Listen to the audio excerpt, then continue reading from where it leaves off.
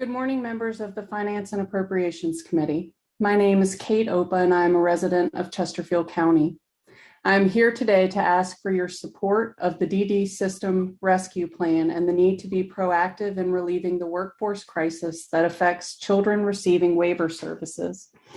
House and Senate patrons will be introducing language in the upcoming session that would enable parents like myself to be paid attendance for their children under the age of 18. My son Hatch has Down syndrome, autism, and a speech-language impairment.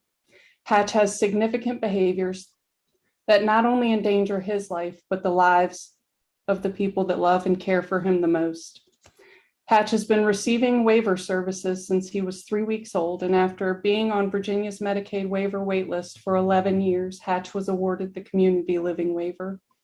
As an infant and toddler, we rarely had trouble finding personal attendant and respite care providers until his violent behaviors began to manifest around the age of 4. These behaviors include punching, kicking, biting, pulling hair out, fracturing the eye socket of a 1-to-1, breaking doors, windows, electronics, and punching holes in just about every wall in our house. We have utilized every resource available to find a personal attendant for Hatch, but let's be real. At $11.81 an hour, would you sign up to be Hatch's personal attendant?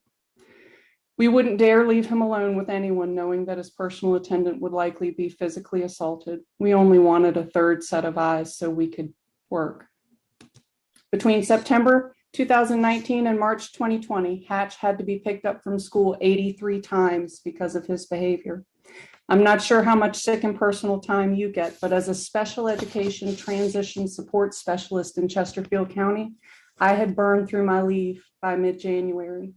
We decided as a family that I would resign from my job after 17 years in public education and take advantage of the flexibility that Appendix K was offering, as our only other option would be to place Hatch in a group home. Per DBHDS's website, the average pay rate for a Tier 2 group home is $187 a day. That is $68,255 per year. The annual cost to allow me to be his personal attendant, $24,564. Utilizing Appendix K, I make just over a third of what Virginia would pay a group home. Frankly, it makes no sense to me why Virginia would rather pay for Hatch to be in a group home away from his family, costing exponentially more than it would if I would receive if he were to stay with his family. This doesn't seem morally, ethically, or fiscally responsible. Professionally, I am overqualified to be his personal attendant with 17 years in education, 10 of which special education, certified in adaptive curriculum, trained in ABA crisis and de-escalation. Personally, I am his mother, and I am an expert in all things related to Hatch. I know that there will come a time when I can no longer care for him. Until that day, the Commonwealth of Virginia can save a tremendous amount of money by allowing me to be his personal attendant. Your support of this bipartisan effort will help so many Virginian families just like mine. I am genuinely grateful for the opportunity that you have provided me to share a part of my story.